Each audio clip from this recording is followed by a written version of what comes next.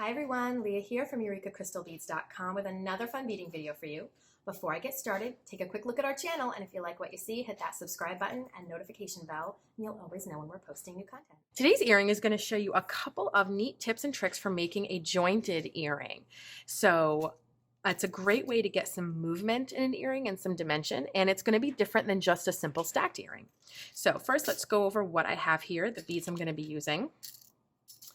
I have beautiful 6mm pearls in iridescent white, or pearlescent white, I should say. Beautiful, beautiful color, super bridal if you're into that sort of thing, making bridal jewelry. It's just the most lovely white, has so much dimension in it. And of course, the classic crystal AB, and this is in a 4mm bicone. And to sort of modernize this earring a bit, we're going to be using oxidized copper for our findings. So we have these oxidized copper head pins and these beautiful oxidized copper ball and ear wires, which if you know me or you've seen some of my other videos, you might have heard me gush about how much I love ball and ear wires. I think they're just such a lovely, clean, classy style. And we're carrying a lot of findings now in these oxidized metals. So we have this oxidized copper, we have oxidized brass, we have the sort of black oxide color. There's a lot of fun, beautiful ways that you can play with these lovely oxidized or antiqued finishes. And also they'll really add, depending on what you do, either very, very vintage or antique flair, or they can also, on the flip side, add a very modern flair, which is what I'm going for here. So the first thing we're going to do is we're going to start off as if we were making a basic earring. So we're going to stack a pearl and a bicone onto our first little head pin. And then we're going to use some wire working tools. And let me go over what those tools are. We have our wire cutters here. We have our chain nose pliers, which are flat and smooth inside, and they taper to a point. And we have our round nose pliers, which are like two little ice cream cones. This is what we'll use to make any round shapes that we make. So we're going to start by rolling a loop on the very top of this. And we have a lot of other videos that show this technique. We also have a lot of videos that show a wrapped loop, which is also perfectly fine for this project. But for this one here, we're going to stick with a rolled loop because our head pin here is a little on the thicker side. And we're going to start by grabbing your wire right above your crystal with the tip of your pliers, but then move it up a hair. And that's going to give your crystal a little wiggle room. And I'm going to explain why that's important in just a minute. Now we're going to bend a 90-degree angle. Now, the reason that little wiggle room was important, and as you can see, it's not there anymore, is because if we had bent this wire while we were so close to the crystal that we were touching it, you can oftentimes risk cracking the top of the crystal. So it's important to give the crystal that little bit of breathing room when you go to make that bend. Okay, now we're going to cut some of this wire off. Now, if you're not sure how much to take off, it's more important to focus on what you're leaving behind and not so much what you're cutting off, because what you're leaving behind is what you're going to have to work with. So there we go. I'm leaving about 1/4 to 1/3 of an inch or so. Depends also on how big our loop is going to be. You'll sort of get to know roughly how big you like your loops to be and how much wire you need to get that look. Okay, now we're going to move to our round nose pliers, and we're going to roll a loop. So we're going to grab the tip of our wire here, and it's so close that our wire isn't even sticking out of the jaw of the pliers. You can't even feel it. And as far as how far to hold it into your pliers, that also determines how big your loop is going to be. You hold it down here, you're going to get a teeny loop. You hold it up here, you're going to get a big loop. I usually go about 1/3 of the way or so into my pliers. This also depends on the pair of pliers. If your pair of pliers is more dainty than mine or is a little beefier than mine, that's going to make a difference as well. But a little trick for getting all your loops to be the same size over the course of a project: take a little Sharpie marker, make a little mark, and always bring it to that line, and you'll get the same size loops every time.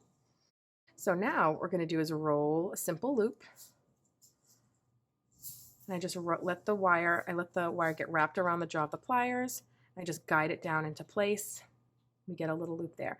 Now my loop is a little off kilter because I was holding it in a way so you, the camera, and the audience could see, and not so much myself. But if that does happen to you, grab your chain nose and you can easily straighten it right up. No big deal. There we go. Okay. So now this in and of itself is a simple earring or a dangle off of a necklace or whatever have you. But we're going to make a jointed earring. Now, normally you could use an eye pin for the next part. You would take an eye pin, which if you don't know is a head pin, but it has a loop at the bottom instead of that little nail head there. And you would use an eye pin and you would attach the eye pin to here. But I'm going to show you a trick. So sometimes you may not have an eye pin laying around. Well, you can make an eye pin out of a head pin. So I'm going to show you how you would have this work around. So what we're going to do first is we're going to cut off that little nail head there at the bottom. And now we just have a piece of wire. Now we're going to make a 90-degree bend into our wire, about 1/3 of an inch or so. You want it to about mimic the length of wire you left behind after you snipped the wire off here and you made your loop, because we want ideally our loops to be the same size. And now we're going to roll our own eye pin. Again, this is a great little trick for if you don't have any eye pins lying around, but you want to do a style like this, you can create one. Now, I will tell you, if you can get the eye pins, just get the eye pins. It's easier. And there are eye pins and head pins are basically the same price. But again, I wanted to show you a cool little tip in the event that you didn't have an eye pin. It's really, really easy to make one. So now you would take your homemade eye pin or a regular eye pin if you had already had it, and we're going to swivel this loop open just like that. And you always swivel to the side. That keeps your loop stronger. We're going to link it to our little dangle here, and then we're going to nudge it shut and make sure that both loops are closed all the way. That's really important because if either of those loops are open, your earring could come apart, and you certainly don't want that. So now we're going to add on a little crystal bicone on the top. This will be an additional accent on the earring. And again, we're going to have beautiful movement in this earring. Now we're going to have to roll another loop on top, just like we did on this bottom dangle here. So we're going to grab the wire right above the crystal and then move it up just a hair. Make that 90-degree bend, just like that. We're going to snip it down, and we're going to roll that loop shut.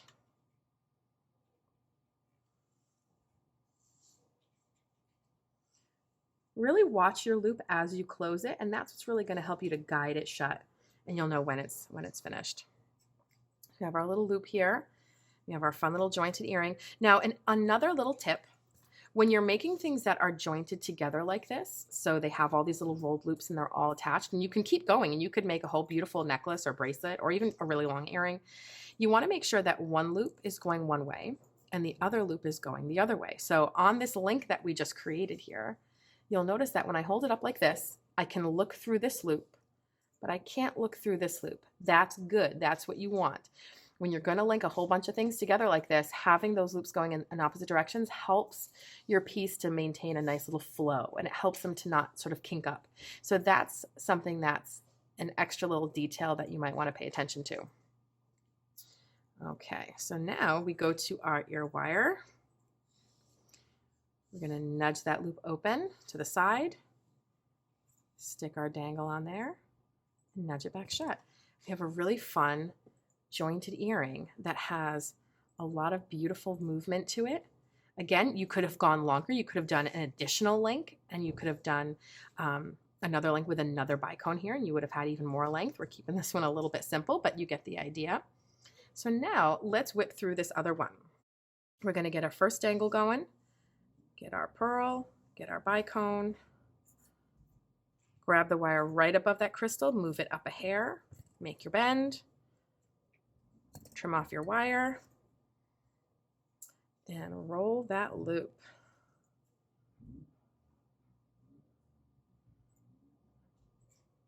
And you know what, my loop, I think I left it a little long, so in the event that that happens, just trim a little bit more off.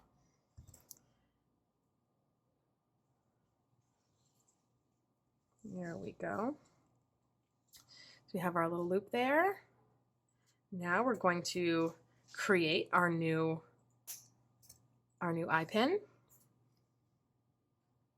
Make our 90-degree bend, just like this. We're going to make our loop here. You know, I actually think that's still a little bit too long, so I'm going to cut just a little bit more off. We're going to make our loop. Adjust it as you go. There we go, nice little loop there. Squish it flat if you need to, if it was a little bit off kilter or not quite lined up. The chain nose pliers are great for that. Now we're going to go to that loop and open it. And you might think, well, why did we shut it all the way if we're just going to go ahead and open it? Well, that's because when we open, we always want to swivel. So you want to form that loop fully first. Then when you have to open it, you swivel it to the side. The devil's in the details, folks. So get that little dangle hanging off there, swivel this back shut. Now we can get that last bicone on there. Now, something to keep in mind, I'd mentioned the idea of the loops going in opposite directions on a single link. Well, what you can do is when you go to make the length or that loop at the top, form it already from the get-go in the opposite direction. So in this case, if this loop right here is going this way, so I can look through it, we're going to bend the wire towards us, and it's already going to be going in the opposite direction now, because now this one will go this way. Or you can just make them however, and then just pick one and turn it a little bit after. Don't stress about it. You can just adjust it after if you want to. But I find I like little time savers like that. So again, the direction that you made this bend determines how the loop is going to sit. So if you make that direction already go opposite from the loop right below the crystal, you just kind of save yourself a little bit of time. Okay, there's our nice little loop. Now we go to our ear wire, just like the other pair. We get it on there. Make sure all loops are closed all the way, including on your ear wire, because again, if that little ear wire is open a little bit, your earring is going to flip right out and you're going to lose it. And we don't want that. So here we go, folks. Beautiful little pair of jointed earrings. I love these sort of bridal-y colors or very bright springy colors, or even holiday colors, even just beautiful white, clean, sort of snowy colors. Really, the color scheme here is sort of one for any season, depending on how you want to swing it. But I love the idea of adding that oxidized copper look, that sort of rose gold look in with the rest of these beads. It adds sort of a different flair to it than just a typical bright silver or bright gold, though it would certainly look beautiful with those as well. All right, guys, thanks for watching. Make sure to visit us over at eurekacrystalbeads.com for everything I used in this video. And we have all of these beads in every color of the rainbow, so you could make a different pair every day of the year if you wanted. So hopefully we have what you want, and I'll see you guys next time. Bye.